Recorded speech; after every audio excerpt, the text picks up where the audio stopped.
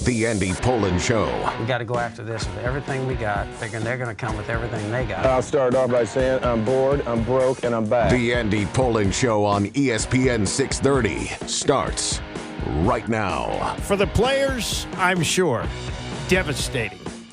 But for the fan base, I got to think this is the least devastating 32-point blowout loss in championship game history.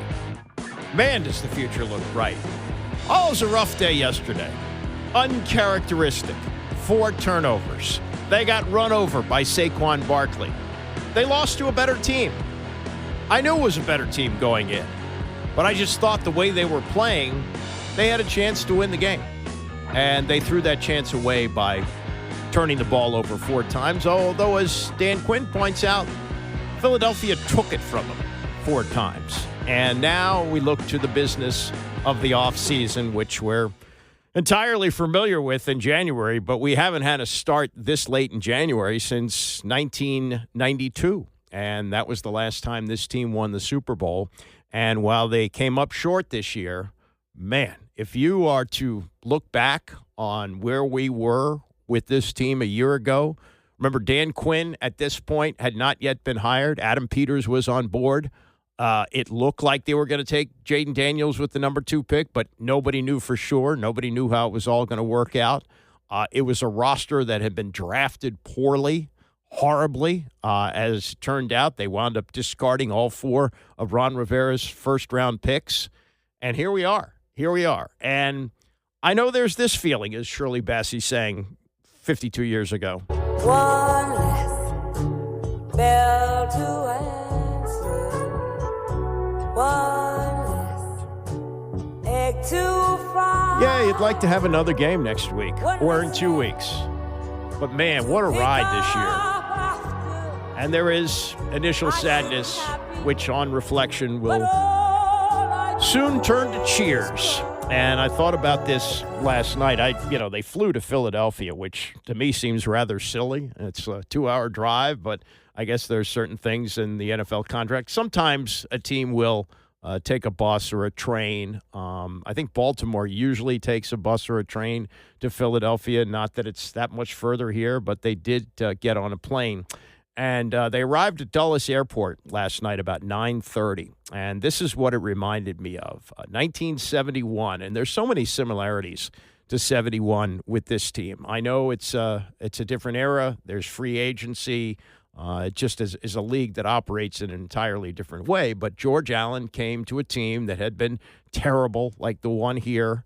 The only successful year they'd had really was the 69 season under Vince Lombardi, where they went 7-5-2, but they hadn't sniffed the playoffs since World War II. And they got off to a 5-0 start that year. George Allen was on the cover of Newsweek with his slogan, "The future is now." And for Game 6, they went to Kansas City. This was the year before Arrowhead Stadium went up, so it was old Municipal Stadium. And this team was really looking good, both defensively, which Allen had upgraded tremendously, bringing in a lot of his old vets like Jack Bardee and Myron Patios and Aaron Talbert and Richie Pettibone, guys like that. They had upgraded the defense, but the offense was playing really well, too, with Billy Kilmer, not Sonny Jurgensen, who was hurt. And Charlie Taylor was having a great year. And Charlie Taylor caught a touchdown pass, was tackled in the end zone by Emmitt Smith, 2 future Hall of Famers, and not Emmitt Smith, Emmitt Thomas tackling him in the end zone, and he broke his ankle. And they lost that game. So they came home after losing. They had started 5-0, and, man, the hopes were sky high for this team. They lose a game, and they come home, and there are 5,000 people waiting for them at Dulles Airport. When they arrived at Dulles last night, there was a large group of people there, and if you listen to these voices, this is a montage that was put together by Channel 9. This really tells you about the transformation of this organization, because I know with my kids who are in their 30s, they're a lost generation. They grew up with just terrible Washington football teams. My son, huge sports fan, never really became a fan. My daughter's sort of a fan. Her husband did hang on. He's a fan and now is an even bigger fan. But listen to these voices. These are young people learning about football, experiencing it for the first time, and experiencing as a winner, something that hadn't gone on here for The decades. Commanders had a great season this year. Jaden, I don't know, he's just been doing amazing. The loss, it was okay, but the season was amazing. We're so proud, and we're so pumped for next year. We're so We're excited. all in. Yeah. We're all in. We were definitely, All in. after the game ended, we had to like really reflect because we were like, we could sit here and mope and be so upset about the outcome, and then you had to think about the build-up and how we got here. And so we were like, you know what, we just need to show them that we care and that this is just the start. Like, we are about to build a legacy. We're excited. We're so excited. Who is this, Jaden? Jaden, JD5. How was that experience for you? It's a great moment. He's a kind man on FaceTime with his mom, I think. Awesome what he's done for this franchise already as a rookie. It was just amazing seeing him on TV tonight and then being able to see him right now sign this. It was on my wall earlier, too, while we were watching it, so it was crazy. Awesome. And then what are you saying over here? Oh, he signed the flag that I got from the game against the Titans, and I really like it. I'm going to put it up against my wall again. It's great to see pride back in the city, too. And the next generation of fans finally getting some enthusiasm and some wins. I'm just so surprised I got this far. You know, it's just, I'm very surprised. Like, here to cheer them on. Great season. Yeah, doesn't that feel good? Young people rooting for the football team. That's such a cool thing. And if you look at what the ownership did, and we will get to the Don Van Natta, Seth Wickersham piece on Dan Snyder, who, quote, effing hates their success. We will get to that coming up later. But look at what this ownership has done in 2 years. They took the first year, because they didn't take over until a week before training camp. They took the first year, 2023, to assess the damage and then went to work. Day after the season ended last year with a loss to Dallas, which cemented their spot at number 2, they fired Ron Rivera. Josh Harris hires San Francisco 49ers executive Adam Peters as the general manager on January 12th, and today is what, the 27th of January? So we were still days away from Dan Quinn being named the head coach. That didn't happen until February 1st. And then with Quinn and Peters working together, they made the choice, which will cement hope for probably the next decade or more, when on April 26th, they took Jaden Daniels with the second pick overall. To get those three things right away, that's not an easy thing to do. GM, coach, quarterback, all in a matter of a few months, and now you see what's happened almost instantaneously with a fan base that's not only back for the older fans, but has gathered momentum with the young fans, as you just heard.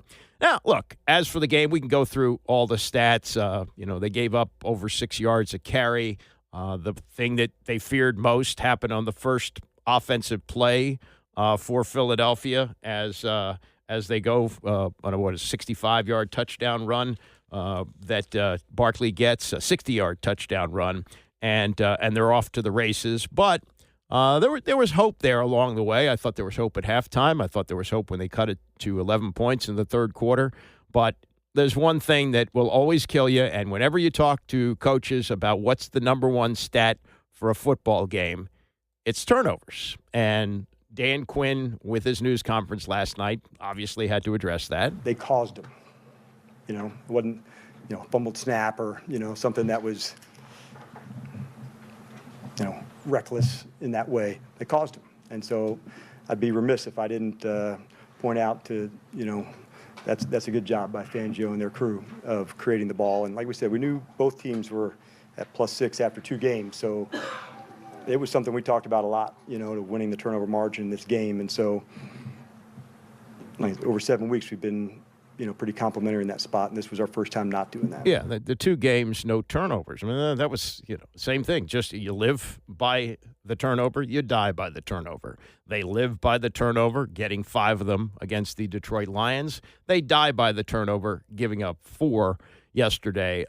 Terry McLaurin on that. They thrive off turnovers. We've known that going into this game, and we just didn't take care of it good enough. And you got to credit them. They capitalized off of it, and that's why they won the game. So, it's definitely something that I think that's just universal in football. It's hard to win games when you turn the football over. So, just give the credit to them, and we keep pushing. Yep, and they push on to the offseason. They've got locker clean out today, and then the offseason program, I believe, starts in April. May start in March, but they're going to have a couple of months off to get the bodies healed up and things like that. The quarterback, Jaden Daniels, and man, I mean, you hope when they drafted him that you would see some signs that he could play. And this is so unlike the RG3 thing. The RG3, we had similar hope here, certainly. And he put together a rookie season, which was spectacular. He threw 20 touchdown passes. He had only 5 interceptions, and he ran for 850 yards. But there were signs there that there was going to be an issue here. Because he seemed more interested in showing off how much he was working on his body rather than on his playbook. And you have both with Jaden Daniels. And the only time he's ever talking about showing up at 5 o'clock in the morning at the facility to work on the playbook and go over the plays and the film and the tape and all that stuff that he does is when he's asked about it. And the other thing that you really like about him, not that RG3 didn't take losing hard, but he really hates to lose. And if you talk to people, what's the real difference in an ultimate winner and someone who is, just sort of a winner? This is why I always side with Michael Jordan in the Jordan-LeBron debates, because Michael Jordan hated to lose. Not that LeBron likes to lose, but he loses in a different way. And what you heard and saw from Jaden Daniels in this news conference after the game, realizing that he did what he could. Yeah, he threw an interception late, but he was their leading rusher yesterday. He ran 6 times for 48 yards. He also had a decent day throwing the ball, 255 yards. He did throw an interception. But the pain in his voice, the pain on his face when talking about this loss, you can tell how much this will burn in him and how he will approach the offseason. Obviously, man, it sucks, man. It shit sucks. Excuse my language. But I couldn't be prouder of the guys in the locker room. Just year one, everybody not really knowing each other. Rookies, the vets did a tremendous job of, bringing us in and helping us out. And, we all just meshed. And, we got to this point. But at the end of the day, man, we lost. It sucks. But we'll move on from this. The thing about them in the playoffs, they weren't just an underdog. They were the biggest underdog by far. Nobody thought they would get this far, maybe the playoffs this year, but not winning a playoff game on the road and then winning 2 on the road, including knocking out the number 1 seed. And more than anything else, this is what Jaden Daniels believed they achieved this year. We believe that we belong here. We kudos to Philly. And what they did, a hell of a team, and good luck to them.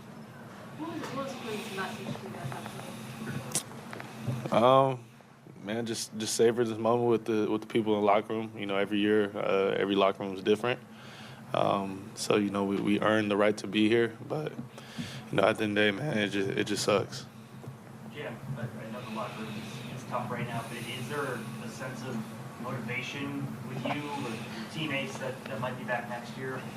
For sure. I don't want to have a feeling like this again, but, you got to deal with it and, move on from it. Well, you may have that feeling again. It's inevitable. Ask Josh Allen, who once again went down, losing to the Kansas City Chiefs in the championship game yesterday, while Patrick Mahomes is headed to his 5th Super Bowl with the chance to win his 3rd straight. I mean, that's rare air at a guy who hasn't even reached 30 years old.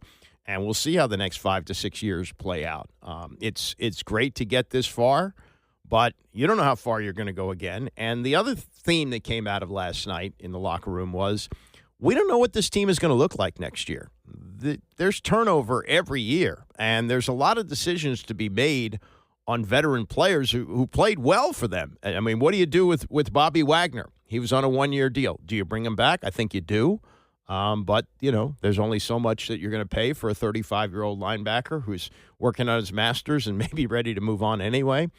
Zach Ertz, who was kind of a scrap heap pickup, I thought, that he came here in his mid-30s and had been cut last year by Arizona, didn't play for another team the rest of the year. Who knew what was left in the tank? He wound up being their leading receiver yesterday. That was about the only weapon that Jaden had at one point. He caught 11 passes for 104 yards.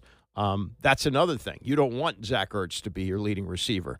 And when you have De'Ami Brown as a number 2 to Terry McLaurin, that addresses a talent deficit which has to be worked on in the offseason. But Ertz is a guy I think you want back. I think he wants to come back. And his assessment of what happened on a day where they had this incredible opportunity against the team he won a Super Bowl with. Picked a bad day to play really bad football in terms of just turnovers. I don't know if we've had 4 turnovers in a game all year. So just disappointment in that end. Also just a time to just reflect one last time that, the NFL, there's so much turnover year to year. And so this is really the last time we have opportunity to all be together again. Obviously, we'll have exit meetings tomorrow, but in the heat of the battle, to just kind of just take a deep breath. And, yeah, we lost the game, but so many memories from the year, so many amazing people that I met. So for me, it's just opportunity to say that I love a lot of guys in here, all of them really.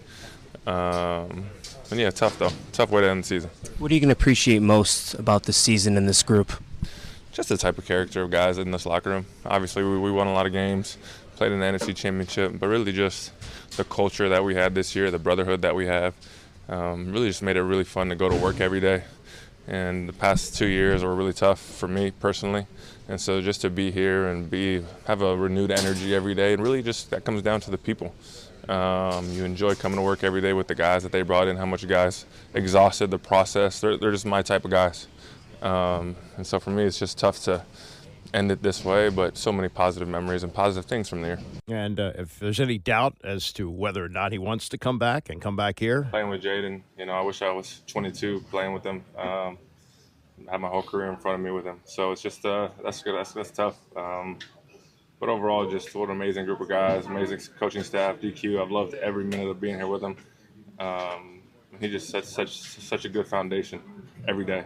And so when times get tough or things get tough, we just kept going back to our foundation. And so I've loved every bit of it. All right. So, again, locker clean out today. Dan Quinn is supposed to speak at 5 o'clock, as is Adam Peters, and they turn the page for next year. But before we do that, some look backs, comments from the locker room, interviews after the game, a whole lot more. Plus, we will get to the blockbuster Dan Snyder article that came out over the weekend. Another great investigative piece by Don Van Natta and Seth Wickersham. We'll get to that in the 10 o'clock hour. Also coming up next, I have been watching Redskin Washington football team Commander games since 1966. Went to my first game in 1968.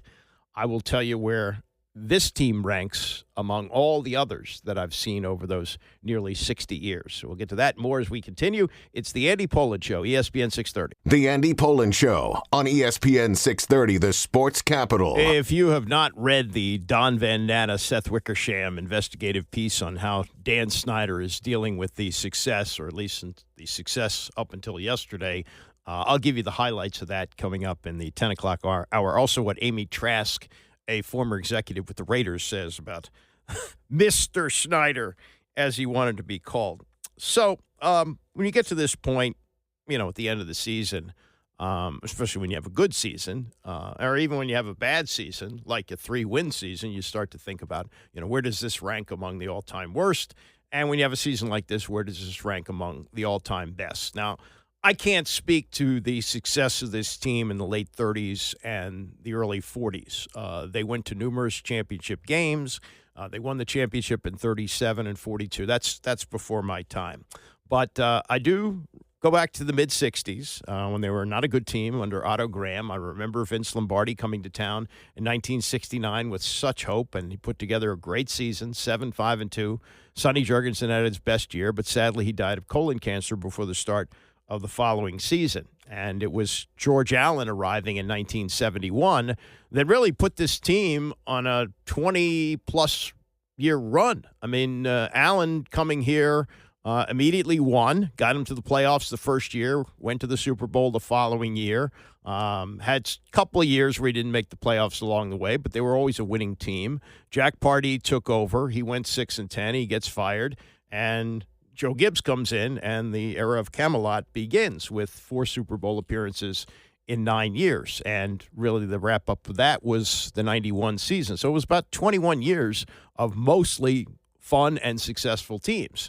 And ever since then, we've had a few pop-ups here, playoff years. They won a playoff game, won 2 playoff games. But in this short period of time, in 1 year, really a full year. They didn't have the full year in 2023 under the full year ownership of this group with Josh Harris. They won 2 playoff games. So they matched the entire run of Dan Snyder, which is, I guess, tragic and remarkable at the same time. So here's the way I rank them, and you can have your own thoughts. The best team they've had was the 91 team. It has been acknowledged by a number of these pollsters who say, yeah, that's the best team of the Super Bowl era.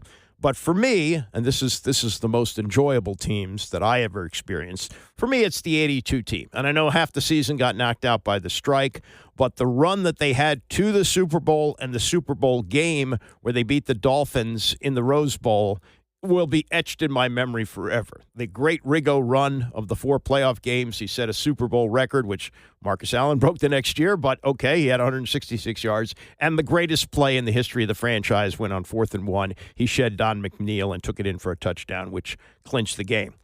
So the 82 team, for me, will always be number 1, just by the fact that they were so great. And Tony Kornheiser, I wrote the bandwagon columns, and we rode them all the way to Minneapolis, where they crushed the Bills in the Super Bowl. I would rank the 91 team as number 2.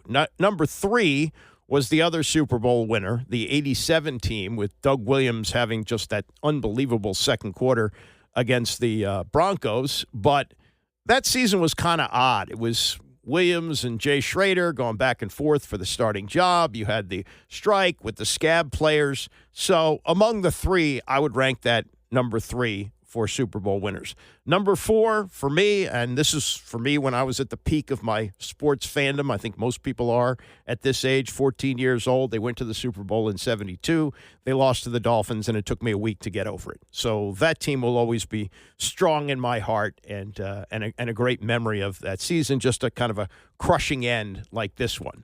And then number 5 is the 83 team, which in some ways mirrors this one, although during the season, they were much more of a juggernaut than this one. They covered the number just about every week. They set a then record for most points in a season, 561. They were plus 43 on turnovers.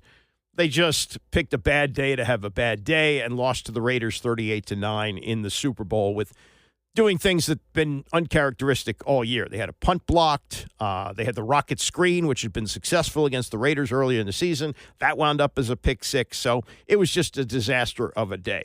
And then number 6, of all the teams that I have watched since 1966, almost 60 years, this one ranks number 6 for me. This is the number 6 team of all time for me. And what a remarkable ride. And it comes in a time when I have grandchildren and grown children, and a time when I had thought, well, unfortunately, Dan Snyder's going to own the team, the rest of his life. He's got kids, and he's younger than I am, so I may go without having any fun with this team anymore. And that has surely has not happened with great hope for the future. So, of all the moves that Adam Peters made, and he made some great ones in the offseason, obviously, bringing in guys like Eckler and Zach Ertz and Bobby Wagner and a real find in Frankie Louvu and other moves that he made. But at the trade deadline, he won't admit it, but I think they thought they were better than they actually expected to be. So now you're thinking about playoffs. And what's the big weakness? The secondary. So at the trade deadline, they made a deal with the Saints for what looked to be a very big player at the time, that somebody who was going to be able to lock up the top receiver and somebody they could count on in the secondary. And they made the deal for Marshawn Lattimore. And at the deadline, they sent the Saints their 3rd, 4th, and 6th picks for Lattimore and the 5th pick of the Saints. He has 2 years left on a contract extension that he signed. Neither one is guaranteed, but it's over $16 million for both years. And if they cut him, it's going to be an $18 million cap hit. They wouldn't be on the hook for all $32 million, but they take an $18 million cap hit if they were to cut him. And based on what I've seen with the injuries, and especially the way he comported himself yesterday, getting in a fight with A.J. Brown. He got burned by A.J. Brown, who had almost 100 yards in receptions. This was not the Marshawn Lattimore that they were hoping for. And you got to wonder if they're going to cut him loose. I think he's due a roster bonus in June. They may cut him before that. It's $2 million roster bonus, which they may not pay. They may just cut their losses and get rid of him. And even more disturbing about his play yesterday, where he seemed to at one point give up on a play, was not a help yesterday, more of a liability. And the fact that he was not accountable in the locker room, blamed it all on turnovers. Don't nobody want to lose at all. We go out there to win every time. But, we lost. We lost. It was one of the biggest games of the season for us so far. So, we're going to feel down, but, we got to keep our heads up. We grown, man. We went out there and gave it our all. That's what we can hang our hats on and be proud of. So we don't be, just crying about it or anything like that. We straight, you know what I'm saying? I know you're still digesting this game a little bit, but what kind of sticks out to you in terms of the difference in the outcome here? Just the turnovers, you know what I'm saying? You can't win if they +3 on the turnover margin like that. And that's really it, I feel like we played hard, offense, defense, special teams, but it's just a turnover. That's the difference in the game. I have to ask about the scrimmage with A.J. Brown. What did you take away from that? You said what I take away from what? The sort of fight, I guess, with A.J. Brown. I want to know. It is what it is.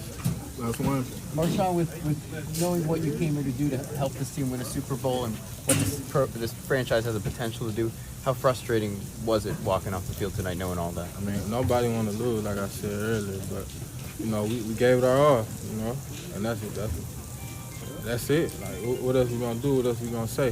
You know what I'm saying? We was out there for 60 minutes, and we didn't get it done. It was just that day. We did what it is. But I don't feel we not that. Like, you know what I'm saying? Just won our day today. I feel like we got great players on the team. We got a great team, great culture. So, we just come back next year and get the job done. I don't know if he'll be back next year. I would not bring Marshawn Lattimore back. Hurt and disappointment on the field. And for a team that kept its cool all year, that was one of the hallmarks of this team. They never panicked. He exhibited some behavior yesterday, which I don't think they want to be a part of. But we'll see. Those decisions will be up to Adam Peters. I'm sure he'll be asked about it at his news conference today at 5 o'clock. Some of the others who've come in and made big contributions, Austin Eckler, you got to wonder about him a little bit in terms of injury because he had concussions twice this year, the second time missing 4 weeks. But he did come back, made a big contribution in this playoff run, played against Dallas in the final game, and played in all 3 of the playoff games. And, his future is up in the air. He's a guy who they may or may not decide to bring back. And he knows. He's seen this before. He spent all those years with the Chargers. He has seen change in the offseason and expects plenty of it this year. The finishing of year 8 for me. So I've been around a lot of locker rooms, and every single year it's a whole new team that comes in. You might have some, similar core players, and that can help instill that core value of that team, which is great. And I know that'll still continue to be here, but there'll definitely be a new mix in here. And it's kind of one of those things that Philip Rivers used to say, nunc cepe, which is begin again in Latin. So it's what it is. We begin again. What was the messaging from DQ and kind of the coaching staff after the game here? Yeah, he's proud of us. He's proud of the brotherhood that we've grown together, and win or lose, you can never take that away from us, and that's something that will always be ingrained in us and our journey in this year. That's how I'll remember this. It's just one of the tightest teams as far as brotherhood and culture that I've been a part of. So he wanted us to remember that and save this time to be with our brothers and appreciate everything that we have here. Yeah, I would say, short of going to the Super Bowl, mission accomplished by Dan Quinn. And I'll play in the next hour what he said in his opening news conference February 5th of last year. But in wrapping things up last night, this is his look back on a season that I don't think anybody realistically could have expected. There's a lot, man. It's like, you'd like to do this at home. They're hard to get to. And so each of the moments, what I want to take from that is this team wasn't one that looked ahead. They had enough discipline to stay in it for the wild card game. In the divisional week, they weren't thinking down the road.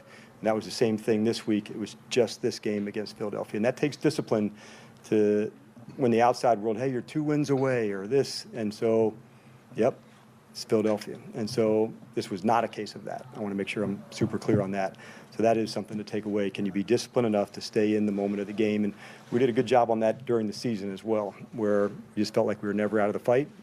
And those are important things to have. Yeah, everything he laid out, he accomplished, and that's remarkable. Now the thing that's going to be different next year is they're going to be the hunted. They were the hunter this year, and they played a lot of games at 1 o'clock in the afternoon on Sunday. Ain't going to be many of those next year. A lot of 4:30 games, a lot of Thursday night, Monday night, Sunday night. They're going to be in the national spotlight, and they get a schedule that's closer to their record. They're going to be drafting 29th overall. They've never had that pick, never, in other words, earned that pick. There was a year, it was a really stupid trade by Charlie Casserly. He traded his second and third round pick to Dallas to move up to the first round, which was the last pick at 30. They only had 30 teams in those days instead of 32 that they have now, and they took a player who never played a down for them. So there's that. But in terms of the picks that they earned, they picked 28th when they took Darryl Green, and that was a great find there. But they have never been picking at 29 on their own. They may have picked up other teams' late-round picks or late first-round picks, but that tells you what kind of season they had. We'll get to what the delusional RG3 said before the game, and he said it about Jalen Hurts. Jalen Hurts, we didn't know how healthy he was going to be, and it was, I guess, until like maybe Thursday that there was a question whether he was going to play or not.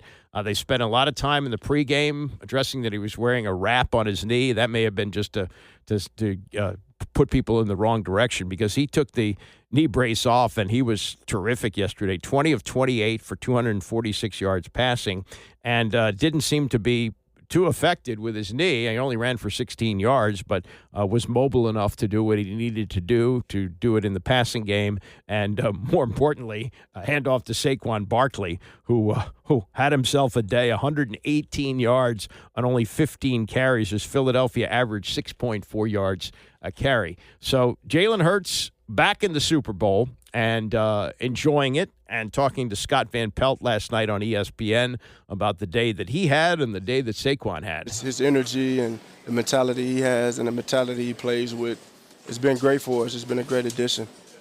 Speaking of mentality, your center last year works with us.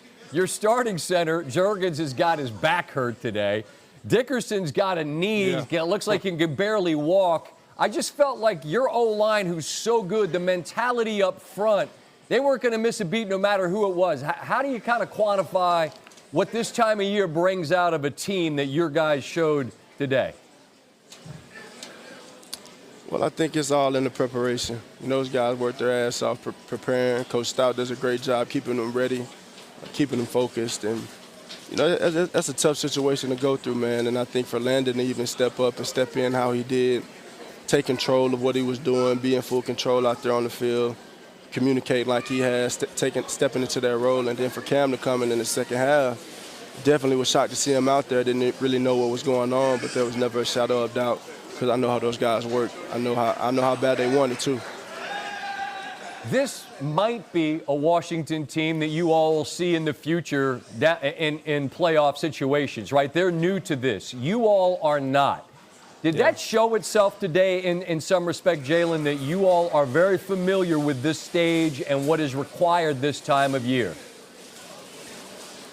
Well, I can't say that. That's a great team we played. They were rolling. They had great momentum going all year. Got a great coaching staff, and Coach Dan Quinn has been there 1,000 times and had these opportunities. And so we know that's a big-time team we played against, and they'll be there in our division for the years to come. But ultimately, it comes down to just executing and taking advantage of the opportunity. And we want to hang our hat on doing that, playing with good fundamentals, and just really keeping the focus on what's in front of us. Understood. With that in mind, I think of your Super Bowl appearance, and in my opinion, Jalen, you weren't good in that game. You were great in that game, but you guys come up just fractionally short. You're familiar with that stage. How is it different in terms of knowing all that comes your way in these next few weeks as you guys head down to New Orleans? Sometimes great isn't enough, but everyone has to go out there and play together, and it's going to take what it takes. It's going to take a team effort. If we can go out there and just play complimentary ball, play together, do what's gotten us here, I don't really care how it looks. I don't care how it looks. Whatever it takes to leave with a W, that's all that matters. And that's my last thought. When Saquon spoke with Aaron Andrews on the field in the interview, I don't know if he said it exactly, but it was a quote from the late, great Kobe Bryant on a championship run. Job's not finished. How much do you guys balance celebrating today, which is a hell of an accomplishment, with the idea, Jalen, that there's one more to get? Well, there is more to come, and there is a celebratory moment, a celebratory vibe here. It's been a long year. It's been a year of tons of opportunity to grow, and we've grown through it, and we've learned from a lot of things, and here we are with this opportunity in front of us, and that's something to be celebrated, But like any other game, we'll put a 24-hour rule on it and find out who will be playing down there in the NO and prepare for a fight. Well, the last time you visited with me, you know where I'm from and you know the team I was cheering for today, so all I can do from down here in D.C. is tip my cap and say, well done. You all were fantastic today, Jalen. Good luck in New Orleans, and enjoy this moment that you and your team have earned. Yeah, they are point-and-a-half underdogs to Kansas City, which always plays one-score games. 17 straight one-score games, but they find a way to win. And, I think there are a lot of teams that are looking at Patrick Mahomes in the way that basketball teams looked at Michael Jordan. I remember when Pat Riley was coaching the Miami Heat and they lost an Eastern Conference series. I don't know whether it was the finals or not, but he said, hey, as long as Michael Jordan is playing, nobody else is going to win a championship. And, yeah, he missed most of one year and all of another. But otherwise, for the rest of his career, not counting the 2 years he played here when he was clearly over the hill, but the years that he played with the Chicago Bulls, he won championships. And it's a little different in football, but quarterback makes a hell of a lot of difference, which is a very encouraging thing for Washington, that they found one in year one. I mean, remember, this is an organization that whiffed on Heath Schuler 30 years ago, one of the biggest busts in the history of the draft, taken number 3 overall, could not play. And Robert Griffin III, who had one great year, but it fizzled out for a number of reasons, including injury, but not exclusively because of injury, which leads us to, once again, Robert Griffin III attempting to rewrite history.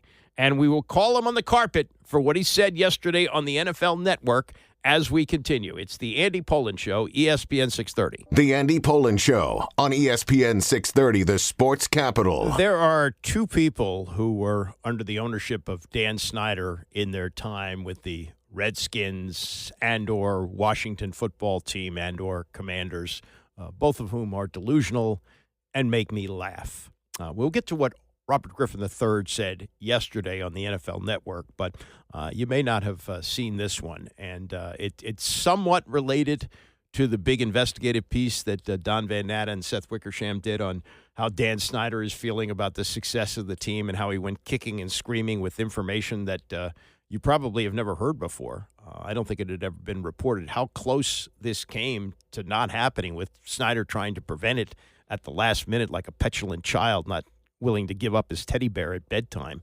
But anyway, Front Office Sports interviewed Jason Wright. Jason Wright is no longer with the organization. His contract is up, and the former CEO of Campbell Soup is coming in to be the team president.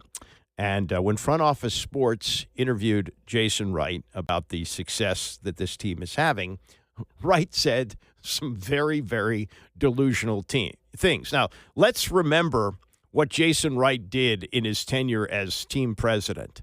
Unsuccessfully trying to get a stadium deal done. He and Dan Snyder showed up on TMZ taking a look at the stadium at Los Angeles, SoFi Stadium. He put together a crest as part of the name change. Oh, yeah, he headed up the name change, which everybody is kind of blasé about. I know of no one who's excited about the name Commanders, and the rollout was sloppy and just awful the way they did it with the Today Show on the field at FedEx, and here's Jason Wright making sure he gets himself on camera. And then the crest has the Super Bowl years wrong, right? He lists the years for the Super Bowl in the year that the Super Bowls were won. Well, everybody knows that when you talk about the Super Bowl that was won in January of 1992, that was the 91 Redskins. The team that Doug Williams quarterbacked to the Super Bowl championship in 1988 was the 87 Redskins, and the one that John Riggins was the MVP, that was the 82 Redskins. So he had those Super Bowl years as 83, 88, and 92. And rather than say, oh, God, I made a mistake, he said, well, that's what the information said. What? And he was informed, well, perhaps you'd like to ask your head coach, Ron Rivera, what it was like to play for the 86 Bears, because the Bears won the Super Bowl championship in 86 and it was the 85 season. So finally he corrected that. There was some heat put on the organization with the John Gruden emails, so they quickly cobbled together something where they were going to retire Sean Taylor's number, and the photo op was Dan Snyder with the family wearing a hoodie in front of a porta potty. They wanted to honor London Fletcher. They spelled his name wrong on the scoreboard. The ultimate disgrace, which this ownership removed immediately, they not only rolled out a mannequin, like you would see in Dick's Sporting Goods, of Sean Taylor with a jersey and outdated logos on it, such as it was he wore a Reebok sponsored jersey when they had it Nike, and they had these soccer cleats on him, which were not soccer cleats, and it just was just an awful looking display, and they fixed that with more time period logos on the uniforms and so forth. But the ownership looked at that's awful. Get it out of here. And he presided over all that. So when spoken to by Front Office Sports, I don't know if he has another job lined up now, but he's out of the organization. He said, when the new ownership took over, the engine we had built on the business side really took off. It feels so good to see the fruits of our work and all that we had fixed. What? You messed up everything. You were, as Tom Lavero called him, the chief blunder officer. What you had fixed. You hadn't fixed anything. And you said at one point, we couldn't give tickets away. And then, not understanding the history of the team, where people used to fight over season tickets and wills and divorces, you said, we raised our season ticket base 180%. Well, that was really eye-opening, because when you looked around the stadium, there was nobody there, and the people who were there were rooting for the other team. So how many season tickets did you sell? More importantly, how low was your base? You don't want to put that out. And then he said this, which was really odd, talking about Dan Quinn. He said when he was hired by general manager Adam Peters, and Josh and I got tons of texts from people who thought that I had something to do with it because they didn't understand my job. He did the business side of it. He was not involved in the football side of it. Nonetheless, it was interesting to get all those responses from former players who I played with and current players around the league. They were universally positive when they talked about him, Dan Quinn, as a leader and as a human. Quote, I had never seen that with a white head coach. With a white coach, there's usually somebody that has something to say about how they were treated. Saying invited to the cookout doesn't even capture it. I have no idea what he's talking about there. And what he had fixed? No, you didn't fix anything. The new ownership came in. They fixed it. They gave it hope. You rode along. And by the way, your base of operations, which you had put in a box that you couldn't sell at FedEx Field, they moved that out of there too. So there's the delusional Jason Wright, and there's the continuing delusional Robert Griffin III, who I don't understand if he's still being paid by ESPN. I don't know how this works out. But he was able to do the Christmas games on Netflix in the studio, and yesterday he wound up in the studio at the NFL Network. And in previewing the game between Philadelphia and Washington, said this about Jalen Hurts, who we knew going into the game had a bad knee. I also have to say this, because of my own experience, Rich, and I know you know this, and Mooch and Gerald, you've all seen how my career went. If Jalen Hurts cannot protect himself, they have to have the guts to pull him out of the game and protect him for his long-term future. He got sacked 7 times last week. Mm-hmm. If he can't move around in the pocket and they can't protect him up front in the passing game, you got to get him out of the game, because his future is brighter than just one game. Didn't Barack Obama tweet at you to get out of bounds once? I think he did. And you know, he's the commander-in-chief at that time. Yes, Barack Obama can see it on TV. the coaches certainly should be able to see it on the sideline. Well, Robert, the coaches did see it. And we all saw it in that playoff game against Seattle where you're dragging your leg down the field. And people who were in the locker room at halftime have confirmed this, that Mike Shanahan wanted to take you out of the game at that point because you could not move. And they wanted to put in Kirk Cousins, who you were very insecure about, that you thought Kirk Cousins was going to take your job. So, Robert, what happened, according to eyewitnesses when this happened, is that when Mike Shanahan approached you about coming out of the game, that you went ballistic. What I done for this team, you're going to do that. And he put on such a fuss that they agreed to keep you in the game. But the coaches wanted to take you out of the game. Could they have locked you in the locker room at halftime and made sure you didn't come out? Yeah, that's entirely possible. But you weren't going to let that happen.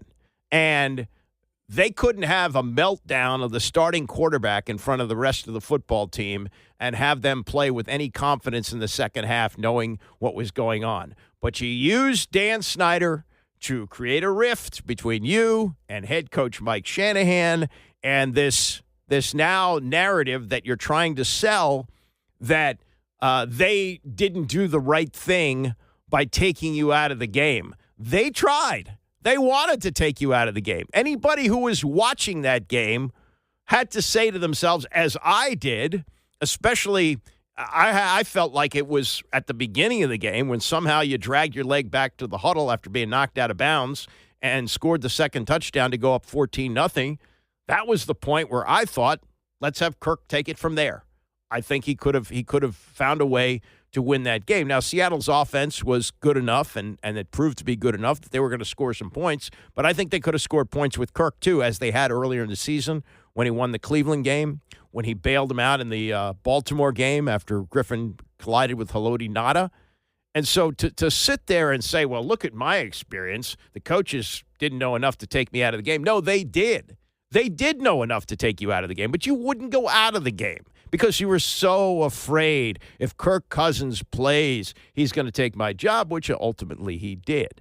And the injury that he suffered, it probably was one that he should have sat out at least part of the next season, if not the entire next season, which he said. But no. Couldn't have that. You made a commercial with Gatorade, which said all in for week 1. You were showing everybody how many pull-ups you were doing and how hard you were working out. And then when it was being kicked around, you didn't participate at all in training camp. You didn't play in any of the exhibition games. It's being kicked around that maybe Kirk starts the opener. You said, no. They promised. So you came back earlier than you should have because they promised, and you got the owner to back you up. So this stuff that you're trying to sell now of, oh, boy, they need to protect him for his future. They need to do the right thing because I know from my experience. Well, your experience, Robert, is a lot different than what actually happened. And it always amuses me when you go on these shows. And, again, I don't know how the contract works. Maybe ESPN just doesn't care. But for the other people that they laid off, all the others that were under contract, we haven't seen Susie Colbert since she was laid off. Those people, they haven't been allowed to go on other networks, other places where they could, I'm sure, be of value and probably be wanted. But with you, I guess they just said, well, okay, it's always about Robert, so let him sell Robert about Robert wherever he goes. Now, Rich Eisen clearly likes him. You know, they're buds and all that. But please don't change history. That is not what happened. The coaching staff didn't say, we're keeping him in the game. You go out there and play, young man. They tried to take him out. He wouldn't do it. Coming up, we'll look back on what Dan Quinn said less than a year ago and what has incredibly transpired since then. Stay with us. It's the Andy Pollin Show, ESPN 630. Thank you, Joe Gibbs, once again, for the 3 Lombardis that are in the trophy case and for finally ridding this organization of Dan Snyder. The last-minute pleading, prodding, appealing to the dignity, I guess, of Dan Snyder, outlined in a great story by Don Van Natta and Seth Wickersham over the weekend. We'll get to the highlights of that coming up shortly. Much more on the Crushing loss yesterday, crushing for the players, for the fan base, I think. A new beginning, you know. It was going to end sooner or later. Would have liked for it to end with the Super Bowl and a Super Bowl victory, but that was unrealistic. And really, it was unrealistic to think that they could even get to the NFC Championship game, but they did. They turned the ball over 4 times, something that was very uncharacteristic of this team. And also, they just didn't have the defense to control Saquon Barkley. That was a real concern all year, and it came crashing down. But think about where this team stands on January the 27th of 2025 versus January the 27th of 2024. Dan Quinn had not yet been hired as coach. Jaden Daniels had not yet been drafted. Adam Peters had not yet taken a sledgehammer to the roster and brought in all these new players who made huge contributions this year. So I think you got to look back on what has transpired in the last year and go, oh, my God, I can't believe they got all this done in less than 12 months. And it's interesting to hear this, not by what was said, but who said it. Cornelius Lucas, a tackle who has been here since 2020. He came in Ron Rivera's first year. So they got kind of an excuse-me playoff experience in the first year when they were 7-9 during the COVID year, and very few people in the stands as they lost to Tom Brady and the Bucs, who went on to win the Super Bowl. And then the following 3 years under Rivera, they didn't have a winning season. They had a .500 season. It's the best they could do. And then Rivera went out with 4 wins. And now to make it to the NFC Championship game and to hear the disappointment in his voice tells you about how the attitude and the culture of this team has changed dramatically. This is Cornelius Lucas. It's no more football. Guys are packing up their bags. Tomorrow we're going to pack up our lockers and have our final meeting and be gone for the offseason. And lucky for me, I get to go back to New Orleans and experience all of the 2 teams that do make it there. You know what I'm saying? I had high hopes that it would be me making it there, but it is what it is. There's always next year. Always next year. Isn't that great? Yeah, and when we say it with real thought that there's a chance for a Super Bowl. They came up one step short in losing yesterday. This was Dan Quinn, February 5th. So this was less than a year ago. And Dan Quinn, you know, let's face it, when they hired him, I don't think anybody was jumping for joy. Ben Johnson was the guy that everybody had their eye on, and it looked like they were going to hire him. The ownership group was on a plane to go see him and interview him in Detroit when they got word. I think they got it through Twitter that he was going to stay. And as has been reported, Ben Johnson was turned off by, quote-unquote, the basketball guys who were involved in hiring and didn't have much hope for this team. And I put this out on Twitter over the weekend. It reminded me of Alex Karras. Alex Karras was, I think he's in the Hall of Fame. If he's not, he should get some consideration. But you may know him better as an actor. He was in Webster and a whole bunch of other things post-playing career. But he was an outstanding player for the Detroit Lions on mostly bad teams. And finally, in his last year, they made the playoffs. It was 1970. And the Lions, believe it or not, lost a game 5-0 to the Dallas Cowboys. It was the first year of the new format for the playoffs after the merger, and he was released by the Lions. In those days, you didn't have free agency, so you couldn't go to another team even if your contract was up. But they released him. George Allen claimed him. George Allen, in his first year, 1971, claimed him, and Karras said, nah, I only want to play for a winner. And that team made the playoffs that year in 71 and went to the Super Bowl the following year, and he missed out on it by doing that. And maybe Ben Johnson can win Super Bowls with the Chicago Bears. We'll see. He's got Caleb Williams, who's an outstanding quarterback. Didn't have quite the year that Jaden Daniels did, but in terms of statistics was reasonably close. But all that happened last year, and then when we finally were introduced to Dan Quinn, that's kind of a yawn there, right? A guy who had failed in Atlanta. He'd taken them to a Super Bowl, had the crushing defeat where they blew the 28-3 lead. He'd been in Dallas for a couple of years, but his last game there, the Cowboys got their doors blown off by the Green Bay Packers. So when he came in and was answering this question, there had to be some snickers in the room. Do you view this as a rebuild? And if so, what's the process of going through a rebuild, and time frame wise, how do you want your team to kind of take shape during this rebuild? Your words, not mine. All right. So I'm really honestly glad that you brought it up. And I know it's a big topic. And I would say this is a recalibrate, finding our north again. And that starts, with our identity of our club. So, no, you will not hear me say the word rebuild at all. This is about assessing what we have, how do we add to that, and then how quickly we can accelerate this process together. Now, how do you do that? Connection, staff, off-season, into training camp, and then ultimately putting all these guys to find the best group to help us go play as well as we can, as fast as we can. So there is no timeline on that, but we will push it hard to see how good we can get and how fast we can get. But I see it much more as a recalibration to say, let's find our north, own our identity of how we're going to get it on, and then push hard to reach that. And like all things, it takes some trust, between teammates, staff, personnel, ownership. But the more connection we have, the faster we'll get there. And there's a lot to get done, but I honestly do not see that word as part of my thinking at all. And look, I was sort of laughing at that. And, he said, we're not going to put a timeline on that. Well, I'm putting a timeline. I'm thinking 3-4 years. And to have reached this point in 1 year is absolutely remarkable, giving the fan base a season nobody could have dreamed of, and being actually disappointed that you lost the NFC Championship game. If you said back in August, they're going to be losers in Philadelphia in the NFC Championship game, and it's going to be crushing. Really? NFC Championship game?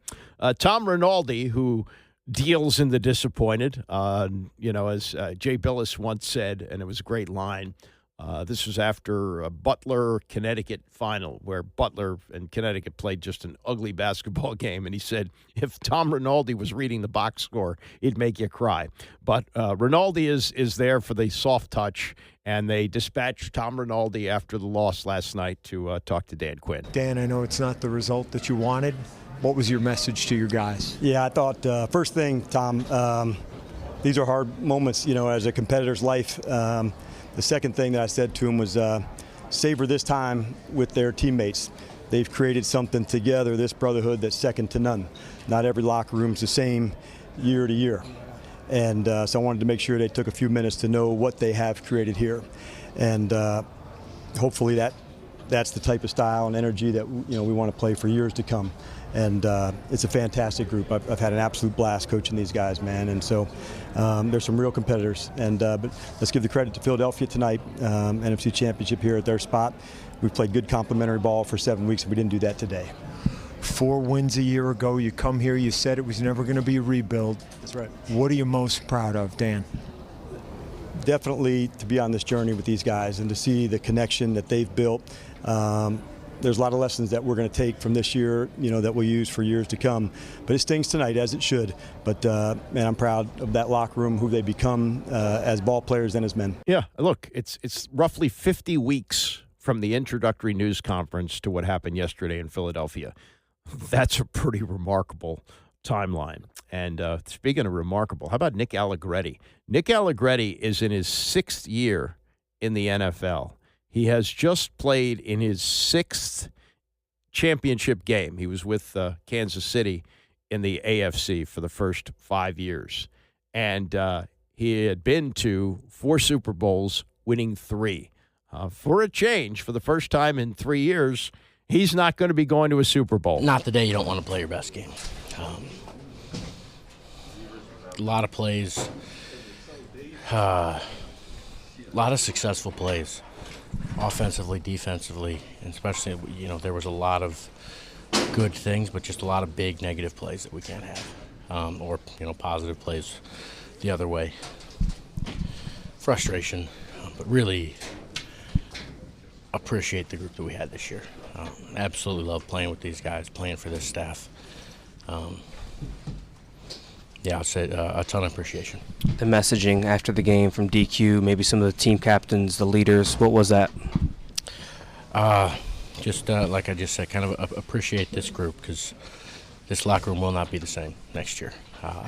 No matter what, you can't bring everybody back. People move on, get signed to new teams, and it's never the same group. A lot of guys will be the same, but there will be new faces, and there will be some other faces that aren't here anymore. So that part's tough. So just trying to appreciate the men that and women that we have in this locker room.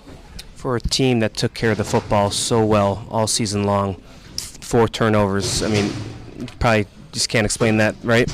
Yeah, it's not a lack of effort or discipline. It's just kind of a couple of good punch outs and a couple of good plays made by them. Unfortunate, but yeah, the ball's really important, and can't give a team like that many extra possessions. You want guys talking like that after a loss. You don't want guys saying, well, we had a hell of a year. We made it to the NFC Championship game. He's a winner. He's been on winning teams. He's been on Super Bowl winners. He understands the extra that you have to have at this time of year. And one more year, we'll have to see. And my mindset, too, when they were down at the half, even though they'd been outplayed in the first half, and Saquon scored a 60-yard touchdown the first time he touched the ball, first play of the game for the Eagles, all that stuff. I was thinking, I've watched this team all year. They were slow starters. They've had games where they didn't perform well in the first half, and they went in the locker room and came out and played a different game in the second half. In fact, some of the comments of the players from yesterday was that that they remember the Atlanta game. And this was a new thing. They're playing poorly in the first half against Atlanta, and they're cheered going to the locker room at the half. That's something new here, and it was something new for me as a fan here watching. Yeah, okay, they were outplayed in the first half, and Saquon continues to be a problem, but they've made adjustments before. And I was thinking the same thing that Dan Quinn was thinking going into halftime. We kind of talked at the half, this is going to be grimy. We're going to fight back into it, but that's the life that we've kind of lived this season, so we were comfortable in those tight spots, and so we thought, okay, it's about to turn. It's about to turn, and so, but then they got their, I think, a takeaway during that next one. Yeah, but I felt the shift happen. Yeah, that was fumble number 3, and you just can't have that. The last one, it's interception by Jaden Daniels in the end zone at the end of the game. The game was pretty much out of hand by then, and I even thought that he shouldn't have played the last series that he did, because the game was pretty much over 25 points, and I just felt like, you don't want to go into the offseason with, God forbid, a knee injury or something like that. So he finishes the season healthy, which is another thing that, seemed to be somewhat of a long shot in the first game. I mean, if you look at the progression that Jaden Daniels made during the season, week to week to week, he got better, throwing into tight windows. Yeah, he didn't have his best game yesterday, but he was under siege. That's a really good defense with Vic Fangio, a great defensive coordinator. That was a tough one, and he'll get better. He continues to get better through the season. Last thing to deal with, and maybe this was kind of a statement. I mean, it got comical at times, but that goal line stand that they made with the game pretty much on its way to being out of reach. They're on the 1-yard line, and actually the 2. And they go to the usual tush push, even though you got a center who couldn't go at the start of the game because of a bad back. The backup gets hurt. He comes in playing hurt. You're still tush pushing behind him, and things get kind of wacky there with Frankie Louvu jumping over the line. And Bobby Wagner, who's been there, done that, he probably knows the referees well, haven't played as long as he did. This was his description of that crazy sequence there, where at one point the referee got on the microphone and said that the rule says an offender can be disqualified and shall not interfere with a play in which it is palpably unfair. So Frankie Louvu jumping off a bunch of sides, they said they could have eventually awarded a touchdown to the Eagles. Yeah, it was like that. Here was the Wagner take on the whole situation. Well, I was trying to inform them that they were kind of lined up off sides on their end. Cause I think they called us for a penalty. I think it was J or something. I was like, they're pretty much offsides too. And then I guess I need to refresh myself on rule book. I didn't know that they could just award the touchdown. So that's kind of what it was. It was, if he did it again, then they were just going to give them the touchdown. 2 more. With that alignment, that tush push, does it kind of put you guys in a mode where you've got to try something like that to try and stop it? Yeah, you got to take a shot. You got to do something. It's a great play. It's a great concept, great play, hard to stop. If I was them, I'd run it too. So We as a defense know that they're going to run it. We stopped it a couple times, and then a couple times we jumped off sides and let them, keep going. So we just can't get in that position where they can run that play. Yeah, that's what you want. You don't want Philadelphia at the goal line with the tush push and being able to do that. But I think what they did, as comical as it may have looked, as fruitless as it turned out to be, I think it addresses the way that they approach this. Like, we're going to do anything we can to win this game. And Frankie Louvu expressing that in the dressing room as well. Man, I love all of these guys, man. I die for these guys.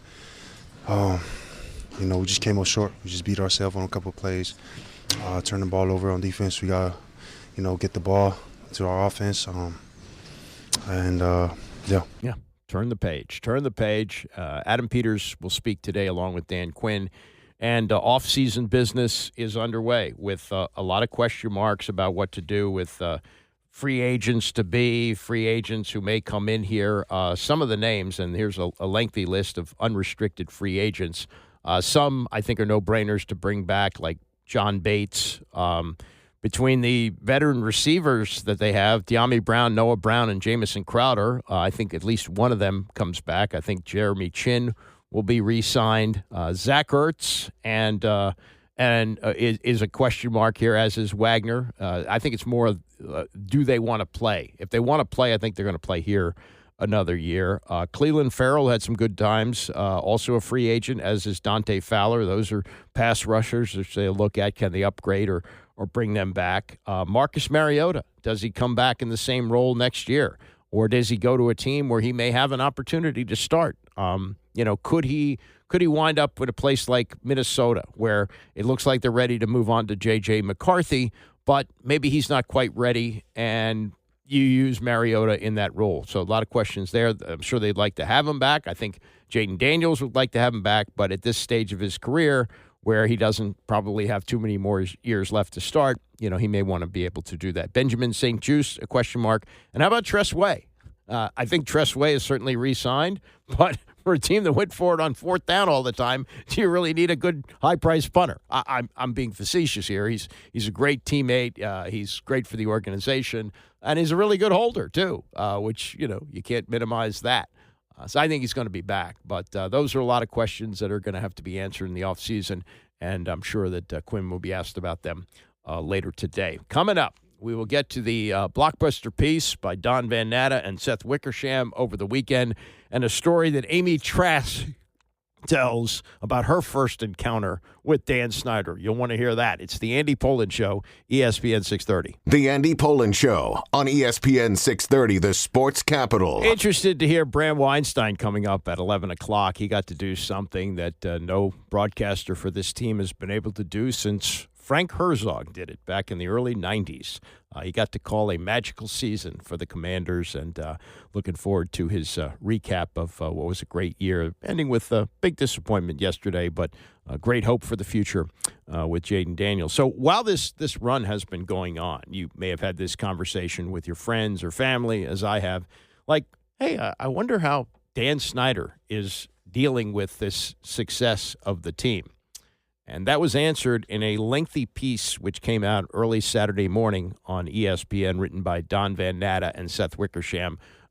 We as fans owe them a debt of gratitude. Their investigative piece in October of 2022 was really what I think pushed Dan Snyder out the door.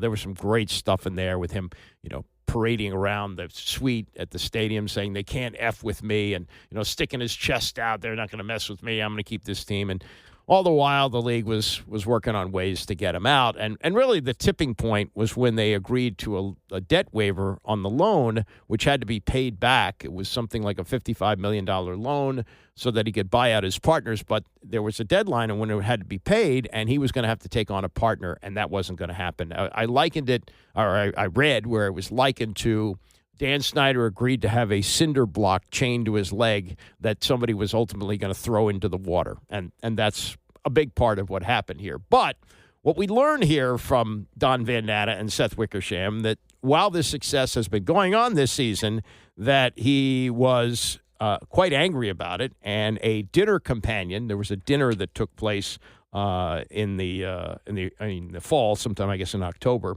or maybe even later. And the dinner companion said to them, said he effing hates it. He does not like the success of the team. And the story went on to tell how he went kicking and screaming right up until really the last second. The day the sale was announced was July 23rd of 2023. As of like 3 o'clock in the morning, there was some question whether it was going to go through. And at this dinner that took place with the longtime associates this fall, Snyder, 60, they say, was polite, if not subdued, and did things the associates had come to expect, such as ordering almost everything on the menu. Yeah, that's a really schmucky move to show people how much money you got. Snyder said that he was enjoying a quiet existence, mostly in London. And they asked the question, what's it like for Snyder, for years, the most hated owner in sports, to watch the Commanders succeed without him? Again, that quote, he effing hates it. But this is new information. This is, I guess that's not surprise information that he was seething about the success, knowing the kind of person that he is. But this is new. According to their story, he tried to blow up the sale at the last minute. Also new for me, Paul Tagliabue recently telling Confidence that Snyder is, quote, the worst owner in the history of the National Football League. I think we'd all agree on that. A source with direct knowledge said that after months of negotiations with Harris, Dan Snyder was imagining ways to keep his team.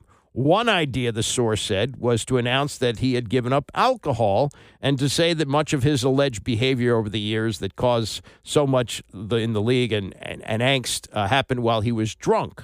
Snyder also purposely set a minimum price of $6 billion for the team, knowing that few people, even among the ultra-rich, could afford that price tag. And he was right about that. And he also had that $60 million fine that was assessed to him on his way out the door. And not surprisingly, Snyder told the Confident, there's no way I'm paying it.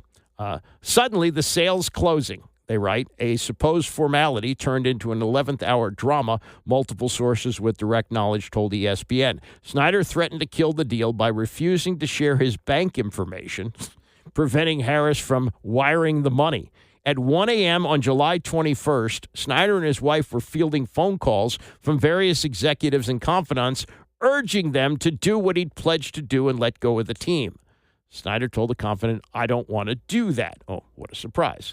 But as 1 a.m. became 2 a.m., Snyder was refusing to hand over the stadium keys. I don't care, Snyder said, according to sources with direct knowledge of what transpired in those hours. It would be trespassing if anyone goes there. It's still mine. Wah, wah, wah, wah, wah. Came to the rescue here?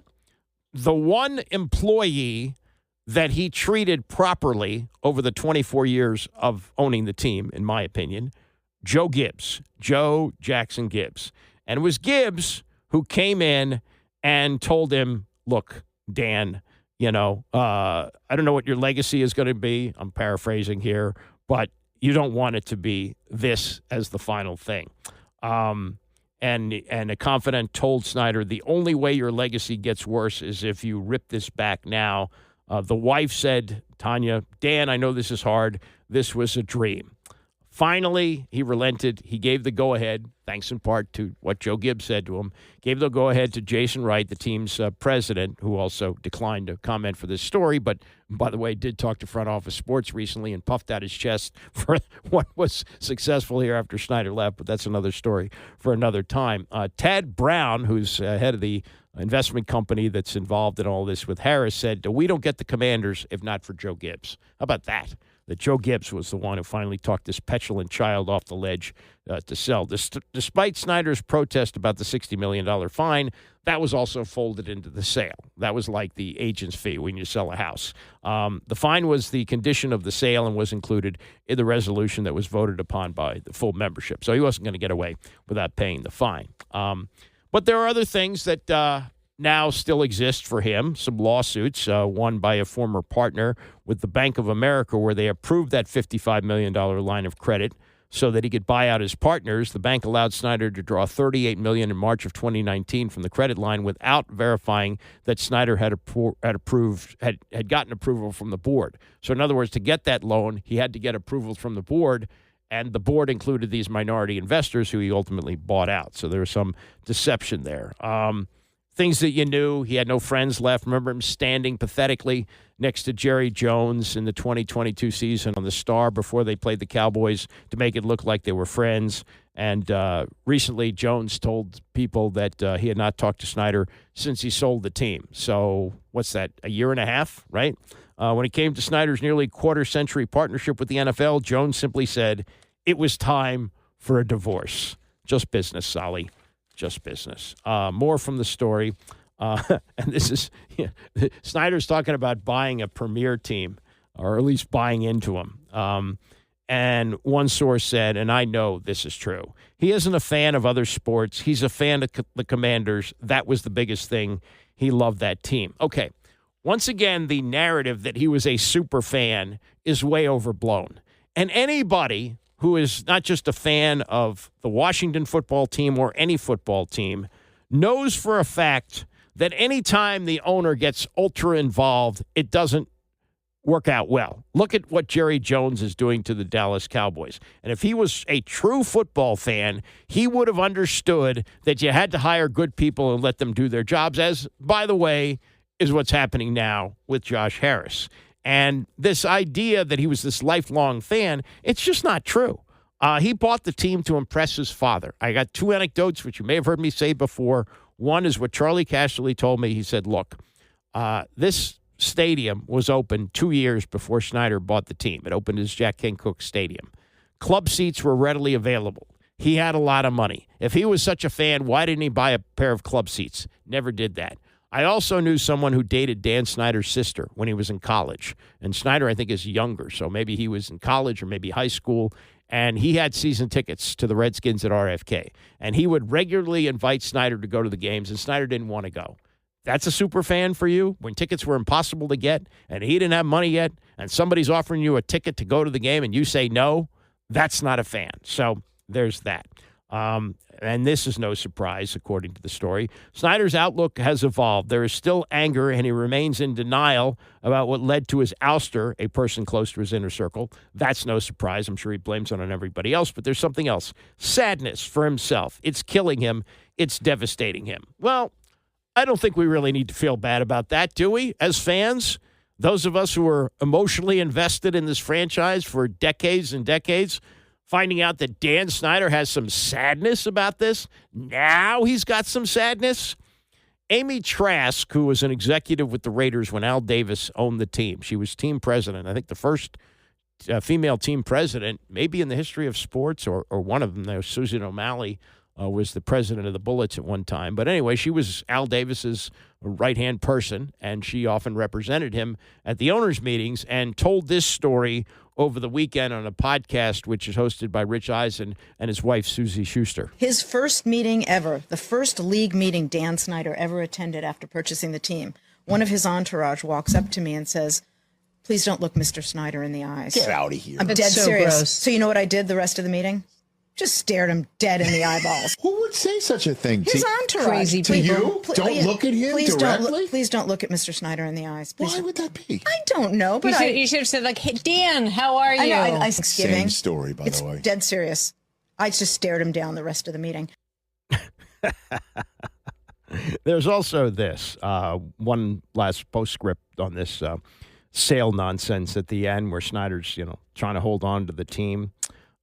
This is from Nikki Jabala and Mark Maskey in the Post yesterday. They've got some more details on how this all went down at the last minute. They say the sale process was complicated even on the night before the owners gathered at a hotel in Bloomington, Minnesota in July of 2023 to take their approval vote on the deal. Josh Harris and his partners in the record purchase received disquieting news that could have scuttled the sale.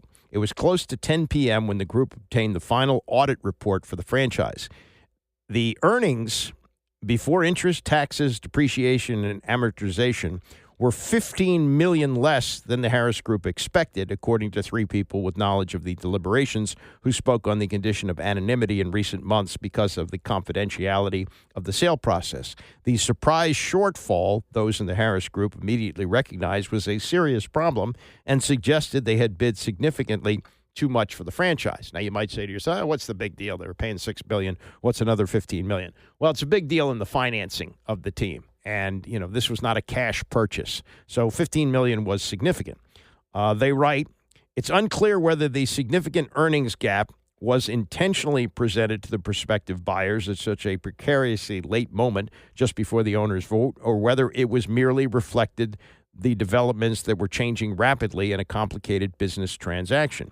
After months of tense, often fraught negotiations with Snyder, Josh Harris faced a make-or-break decision hours before the owners convened. Accept the deal, earnings surprise and all, or try to renegotiate it with little time remaining and be prepared to walk away. Can you imagine that? Can you imagine how devastating that would have been if we're all set for this big announcement at the owners' meeting that the sale has gone through, and we find out at the last minute, Roger Goodell says, well, we thought we had a sale, but something happened. And we would all know it was Snyder's Michigas that would have made that happen. So they were faced with this last-minute decision. So they write, with his top partner in the purchase, this is Harris they're talking about, Danaher co-founder Mitchell Rales at the Minnesota hotel, Harris kept in touch with his other partners to keep them abreast of the development, staying awake until around 4 a.m. to work through the issues. As planned, on July 20th, 2023, soon after his now fellow NFL owners approved his deal with Snyder, a bleary-eyed Harris stood alongside Roger Goodell before a room full of media members in one of the hotel ballrooms and declared a new era of Washington football. The tense final hours before the owners' vote had not been the first twist in the sale process. Listen to this. This is the schmuckiness of Snyder here. In early 2023, Snyder invited Harris and Steve Ostapoulos. Remember that name? Ostapoulos, a Canadian commercial real estate developer and private equity executive, to London, where Snyder lives these days, simultaneously. Multiple people with the sale said. Both were bidding on the team at the time, along with Houston Rockets owner Tillman Fertitta. Snyder's invitation, each bidder presumed, was made exclusively to finalize a deal with them. Imagine that. We're flying to London to sign the final papers with Dan Snyder. An attorney for Snyder previously did not respond to a request for comment on Saturday. Eventually, Harris and Ostapoulos each learned that the other was there to meet with Snyder. Like, oh, what are you doing here? Oh, what are you doing here? I'm here to talk to Dan Snyder. Oh, so am I. So Josh Harris and Mitch Rales took a flight home, skipping their scheduled meeting with Snyder.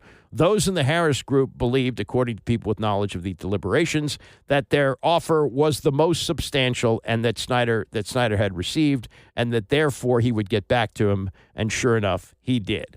So, here was Snyder bluffing with other owners or other potential owners, and ultimately everybody knew that, Harris was only one who was going to come up with the money. I mean, how many people in the world can write a check for $6 billion? Josh Harris can't do it. He had to take on other investors to do it. But, these other guys, I think they were just posers. I think they were looking to get their name involved. Fertitta, I don't think he would have been able to come up with the money. And Ostapoulos, I don't think that was going to happen either. And there was even some cockamamie report that a former Duke basketball player was bidding $7 billion. I mean, it was a bunch of nonsense. This was the only group that was going to happen, and thank God it did. And that's where we got to.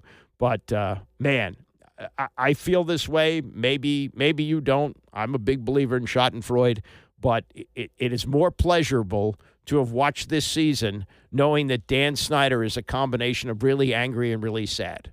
Sorry. That's what you put this fan base through for 24 years, being the type of person that you are and ruining what was a jewel of a franchise, one that was valued more than any other, and has left us with a stadium which is awful. They had to put $75 million into it just to get through a season and maybe a few more until they get the new stadium built. And had there been other ownership who was not repelling people from the district, we probably would have had a stadium deal done before this. But it is what it is. And thank you, Don Van Natta and Seth Wickersham, for telling us how Dan Snyder is stewing as this season unfolded. All right, that is a wrap for me. Bram is coming up next. Much more follow-up on the season tomorrow, as Adam Peters will speak today along with Dan Quinn. I will see you tomorrow at 9 a.m.